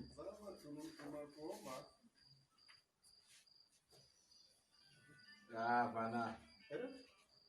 Saa 8 usiku DCI shua. DCI gani anafanya saa 8 usiku? Nina mnai tu unajua ndio vizuri. Unajua you can confirm with our. What is your name? Mimi naitwa Kopro Muli. Kopro? Muli. Muli, nani Muli? Dominic Muli. Kopro Dominic, kitambulisho changu iko hapa, hata ukitaka unaweza chukua, naweza tuma mtu akuja angalie. All these are officers. Hakuna buna hapa mheshimiwa. Hivi ndio mlifanya mnabeba watu bwana. Hapana. Saa hii saa 7 shua nimekuja kufanya nini kwangu? Saa hii saa ngapi? Unajua saa 9. Unajua nikitumwa saa 9, saa hii saa 9. Yes. Nikitumwa sitasema sitaenda mheshimiwa. Hapana. Hata wewe saa hizi ukituma tuseme one of your worker umwambie enda mahali fulani. La hii DCI haifanyi mchana bana. Boss. Ni 24 hours. Haya, niende kufanya nini huko? Sasa hamjajua aje mmetumwa na nani amewatuma mnawaambia mheshimiwa. Uko na namba ya Mr. Kinoti? Mimi sina namba yake. Unaweza kupatia, unaweza kuwa na namba ya mtu anaitwa Mr. Gitari. Nani amewatuma? Tell me the name. The name. Anaitwa Mr. Pius Gitari. Pius Gitari. In charge special service unit. Aya, amesema mwende mchukue mkuje kwa mheshimiwa. Mheshimiwa gani? Wewe sasa. House number 74. Ama namna gani? Si hivyo najieleza tu vizuri. Haiwezekani bana. Saa 9 mpaka mngoje mchana bana. Acha niongee naye. Unajua inakuwa ni nzuri. Sasa ukisema mshahara tutapiga simu tu, sisi hatuna maneno. Hata ukisema namna hiyo tunangoja hapa tu. Lakini haiwezi. Lakini mpaka mkoe na heshima. Saa 9 usiku mmekuja kwangu kufanya nini? Huyo mwenye ametumana ndio unafaa ulize. Lakini nani anawatuma usiku bana? Wewe unaitwa nani? Hebu niambie majina yenu yote nijue nyinyi kwanza. Tunakuambia ukiwa huko juu lazidi uko chini.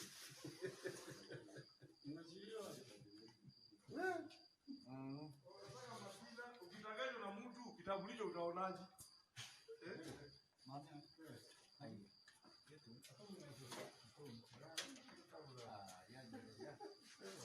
Na mnaongea lugha tu moja. Lakini mnatoka kwa kabila moja tu. Na mnaongea one tribe. Yaani wote ni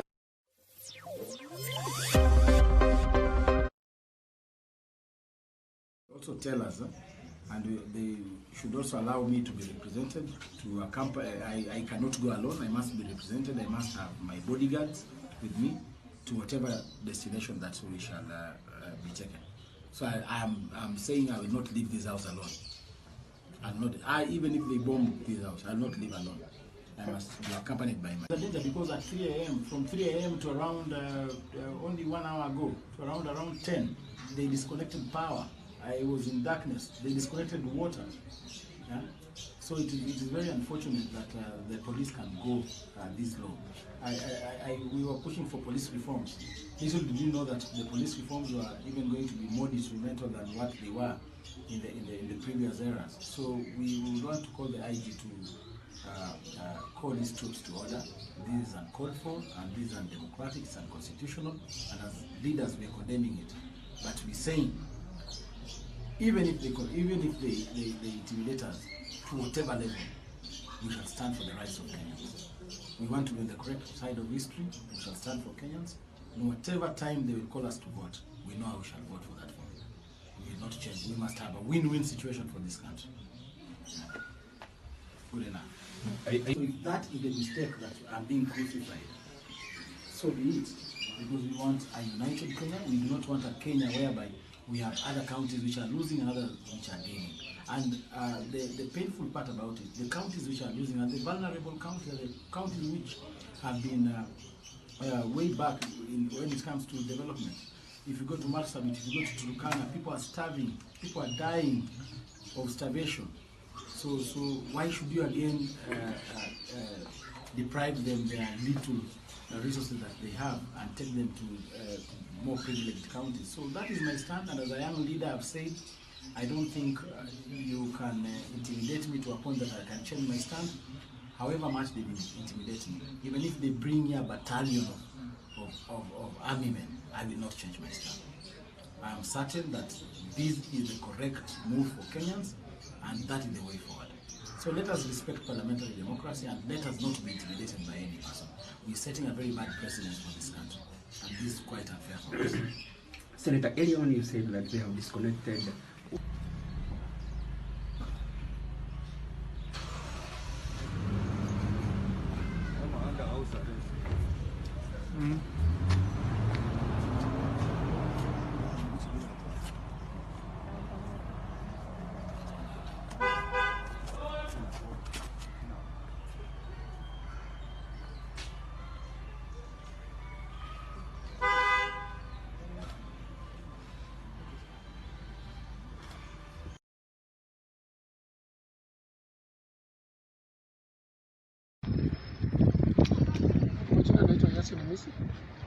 Na mimi natoka Kabarnet Town. Sasa hivi tuko Kabarnet hapa town. Ningependa kuzungumzia mambo mawili kuhusu mambo ya Gideon Moi na siasa vile inakaa. Sisi kama vijana wa Kabarnet tuko nyuma ya Gideon Moi. Na sisi tuko nyuma ya Gideon Moi kwa sababu ni kijana yetu ya nyumbani na lazima tukae na mtu yetu ya nyumbani. Ya pili, mambo ya kusema ati kwamba Gideon Moi ana watu, sisi ndio watu ya Gideon Moi. Na tuko na yeye, na sisi ndio tumetuma yeye huko mbele kwenda kubageni mambo ya 2022. Mambo ya kukaa nyumbani, hawezi kaa nyumbani na vitu inapangwa Nairobi. Lazima aende huko apangie siasa, tuone mwelekeo ya siasa ya mbele itakuwa namna gani. Ya pili, mambo ya deep state. Watu wanasema Gideon Moi deep state nini? Gideon Moi yako na watu kwa ground, si mambo ya deep state. Na kama hata deep state ndio itakuwa na Mungu yetu, sisi tutakaa hapo. Hatujali. Ya tatu, sisi tunataka kuambia Uhuru Kenyatta, tunapongeza wewe kwa kazi ambayo unafanya, na kazi ambayo unafanya tunaomba hii mambo ya revenue ya serikali ambayo pesa ilikuwa inatolewa Nairobi ikuje mashinani, tunaomba Senate petition ikuje mara moja, ili county zifanye kazi, pesa iingie kwa county, ili raia waweze kupata kusaidiwa kwa kazi ambayo inahitajika kwa ground. Ya nne, mambo ya kutisha sisi na kusema ati sijui hatufai kuongea, tutaongea na tuko na Gideon na tutaongea usiku na mchana. Tuko hapo. Hakuna mtu anasema ati nani hawezi kusema, kwani wewe ndio hiyo kiti ya president ni ya mama ya nani? Hakuna kitu kama hiyo. Ni ya kila mtu, hata mimi nikimpatiwa nafasi nitasimama, lakini kwa sasa sisi kama watu ya Baringo Central tumesema Gideon aende hapo again mbele, na kama Baringo County tuko hapo. So nataka kueleza, na nataka niambie wale watu wanajaribu kutishatisha watu. Hii si wakati ya kutishiana. Hii ni wakati ya kuongea polepole, tuseme tunasaidiana namna gani. Kama ni siasa tutaenda namna gani. Lakini mambo ya kusema ati watu wengine hawezi kuongea kwa sababu ati wewe unataka ukue peke yako. Kwani wewe umekuwa nani? Mtu yoyote ako na haki ya kuongea, kuomba kiti ya kiti yoyote Kenya hii. Sio mambo ya kusema ati lazima sijui Ruto Sara. Sisi hatuko hapo. Sisi tumemwambia Gideon simama, sio yeye ndio amesema. Sisi ndio tumemwambia asimame. Na huko mbele tuko na yeye. Na kazi tutafanya hii kazi tuone kwamba tunaelekea wapi. We are still beginning kuona kwamba tutapata nini katika hii serikali inakuja. Kama ni ya president, it's okay. Kwani ilikuwa ni ya kutisha watu wengine wakajua kuwatutisha. Kusema kwamba tusisimamishe mtu wetu. So nataka kueleza kitu ni moja. Endelea na hiyo safari unaelekea nayo. Panga serikali. Panga na kina Uhuru Kenyatta. Panga na Raila Amolo Odinga. Panga na watu wote. Sisi hatujali haja yetu kama raia wa Baringo tukue ndani ya serikali. Hapo ndio sisi tuko. The weekend starts now.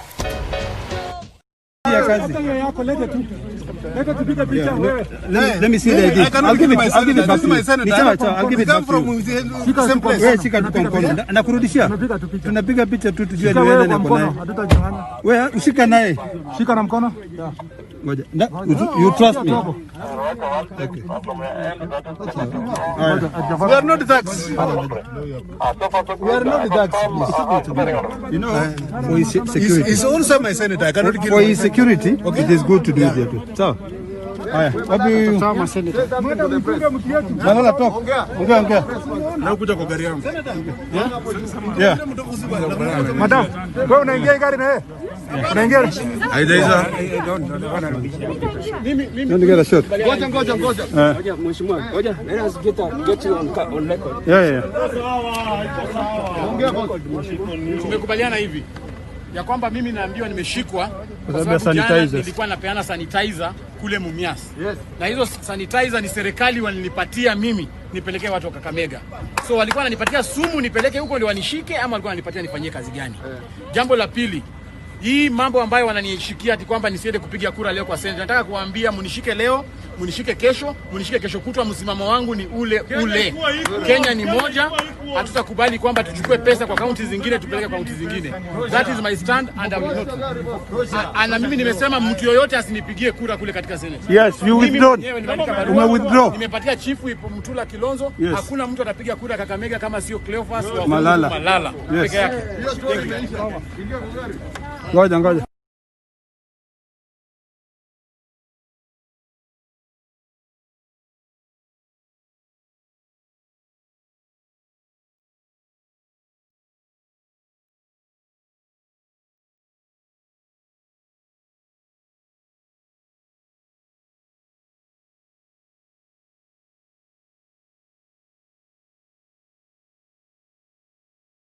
Tuko na Changamwe nyumba 5,000 na kila mtu anayekaa katika ile nyumba ni yeye mwenyewe anayekuja mbele kusema when are we starting. Tuko Likoni pia, tuko katika compensation, kila mtu anauliza when are we starting. In Changamwe and Likoni hakuna gari ilozunguka usiku kuambia watu wasiende mkutano, because they've understood our agenda is to move them from being tenants to property owners. Leo you have someone who has the audacity to go around at night and tell you to oppose such a noble project. Now let me tell you, I have a responsibility as a leader to ensure I transform and change the lives of the people I lead to be better. And I will not be stopped by anybody. Nobody will stop me, let me assure you. Masikitiko yangu mimi shall never be, haiwezekani kamwe kuwa masikitiko yangu ni kwamba mradi ya kuendelea. Masikitiko yangu yatakuwa ni nyinyi ambaye maisha yenu yalikuwa yanaenda kubadilika na kuna mtu akachochea yakasimama. That is what will make me sad. You must be a property owner. Our agenda is to make you a property owner. There is no business in the county or even government to want to make money from its citizens. It's not our agenda. Compensation ni 240,000 kwanza. Pili, mnaambiwa hii 240,000. Kwa mfano, nyumba unachukua 2,200,000. Ukitaka 240,000 hii becomes an automatic deposit. So, option, either you take the money or you put back the money in and it becomes deposit for your house. Na ikishakuwa deposit, the way we've negotiated with the investors is that kuna banki ambazo tumeshakubaliana nazo. Immediately, watu ambaye hawana uwezo will put them under a mortgage scheme. Sasa ile kodi ambayo walipa will no longer be rent.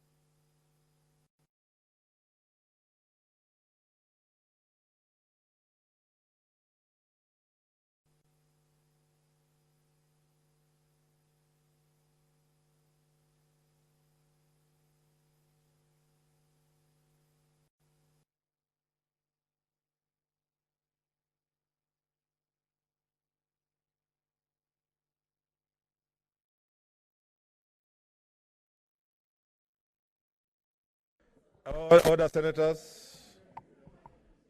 Since this was a request made by the leader of minority, I give him the first chance. Senator Orengo. Thank you very much, Mr. Speaker. I think some consensus at least has emerged, and the consensus is that we form a committee of the House to look into this issue and be able to report back to us before we can have a formal session, a full sitting of the Senate.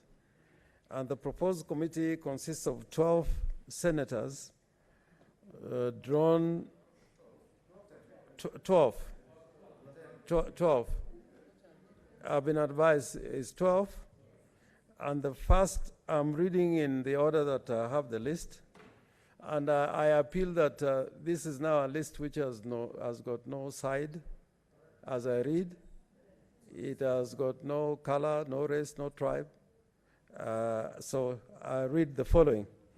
Senator Johnson Sakaja, Senator Mohammed, Senator Stewart Mazayo, Senator Kipchumba Murkomen, Senator Mutula Kilonzo Jr., Senator Susan Kihika, Senator Samson Cheragai from Nandi, Senator Kajwang Moses, Senator Anwar Ole Tiptip, Senator Moses Wetangula,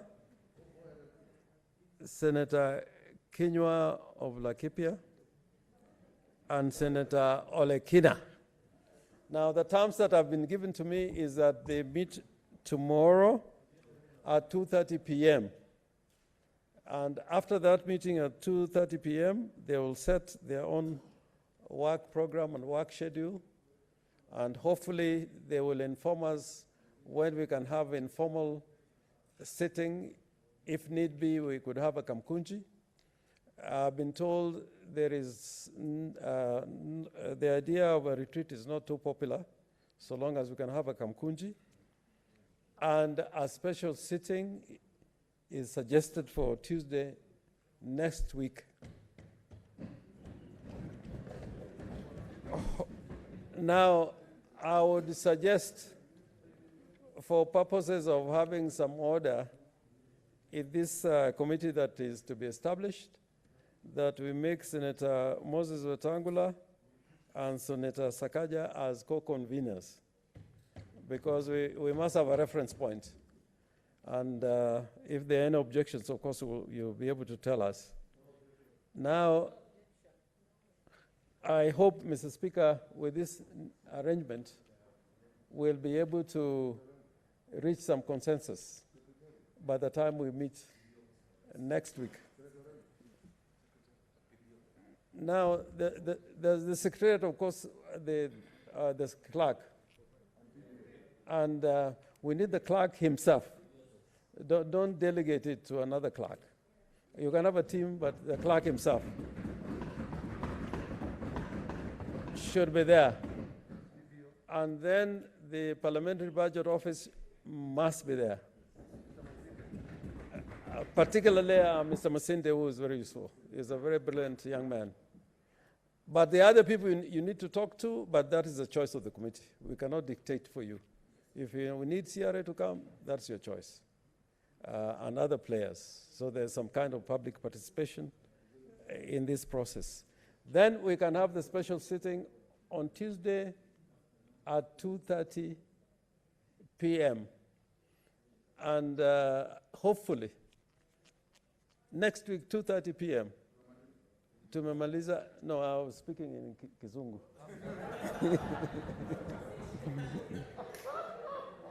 We'll have finalized this matter. Now, Mr. Speaker, to create an enabling environment, it will now be upon you,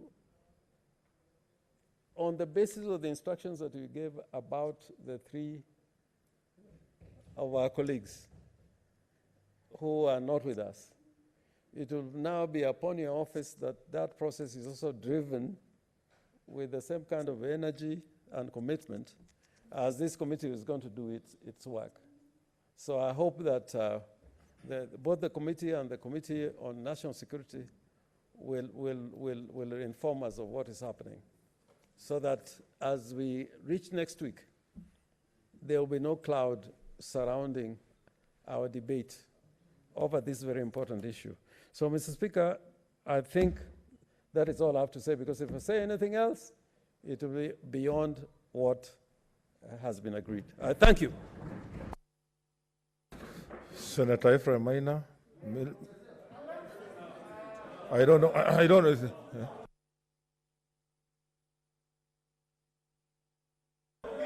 Okay, you can read from the mood of the House. Okay, Senator, I think. Okay, order.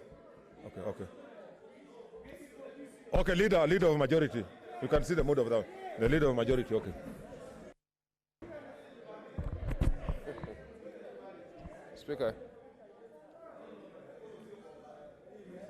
Speaker, yes, I stand here to support this committee. Speaker, you know you had actually started this process when we had this standoff. And you had said every side give 5-5, and now this has been improved. And now I think it's beginning to get traction, Speaker. There are two other things, Speaker, that I'm beginning to see. One is we are supposed to be on recess. We're actually on recess. But our recess is being eaten so much into that, that we may want to see how to change our calendar on that. Because if we're working more and they're not coming back. But secondly, Speaker, let us not call a special meeting unless we are ready. So that we don't say we are calling this meeting on Tuesday.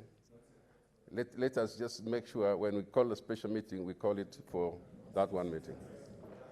And so, up to that point, Mr. Speaker, I support. Thank you.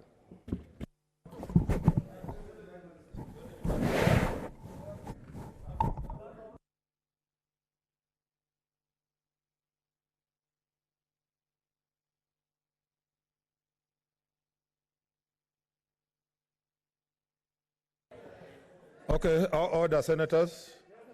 Now, Senator, no order, Senator. Read the mood of the House.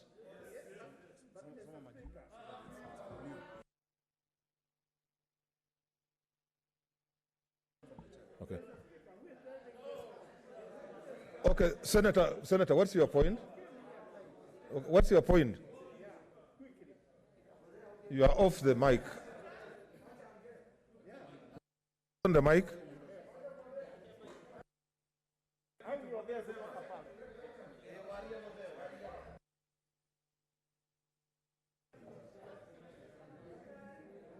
No, thank you, Mr. Speaker. I just want to, first of all, thank you for having reached this point. But, Mr. Speaker, Senators, we are still in session. Thank you, Mr. Speaker. My point is only one. If we have reached this point in this House, I want to beseech all of us. Can we stop this active sensationalization through Twitter, through all kinds of social media? Because, Mr. Speaker, it is spoiling the mood of the House, and we create an atmosphere of reconciliation, Mr. Speaker. And I must say that. And okay. I must, Mr. Mutula, you have spoken half the time in this House. Okay. And Mr. Speaker, having said that, I hope, and let us also stop name calling and blaming in all the social media and what have you. Then we create a new sense in this House. And finally, Mr. Speaker, call some good men of God to pray in the meantime. Senator Orengo, can you move officially? Orengo, officially move so that then.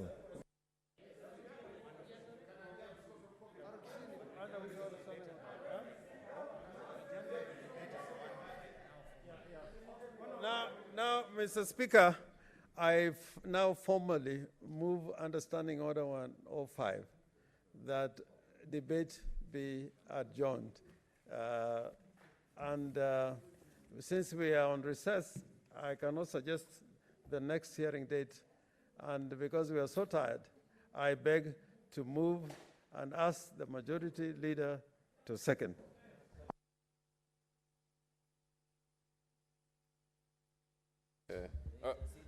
Thank you, Mr. Speaker. Mr. Speaker, I second the motion. And we are on recess, so we'll go to work on this thing that puts us together, Mr. Speaker. Thank you very much. Okay, order, senators. Order. Just for the record, I just want to read the names from my end. There's Senator Johnson Sakaja, Senator Mohamud, Senator Stewart Mazayo, Senator Kipchumba Murkomen, Senator Mtula Kilonzo Jr., Senator Susan Kihika, Senator Samson Cherargei, Senator Kajwang Moses, Senator Nywar Ole Tiptip, Senator Moses Wetangula, Senator Kinywa, and Senator Olekina. The co-conveners are the convener is Senator Wetangula and Senator Sakaja. Just before I propose and put the question, I also want to take this opportunity to thank you as a Senate.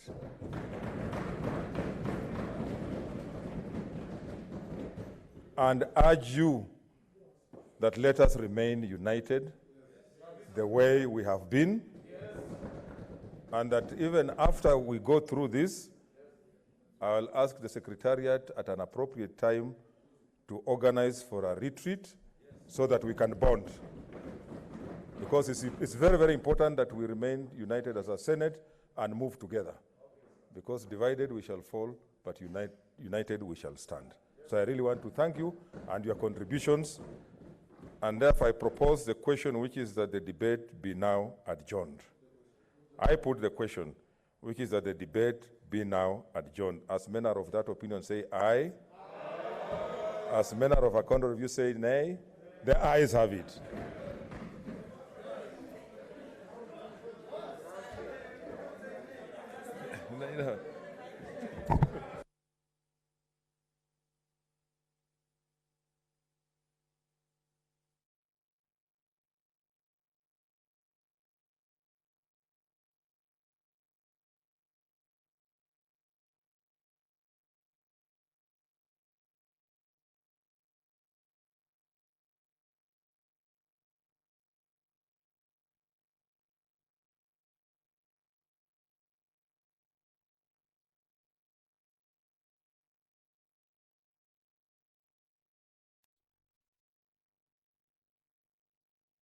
Thank you.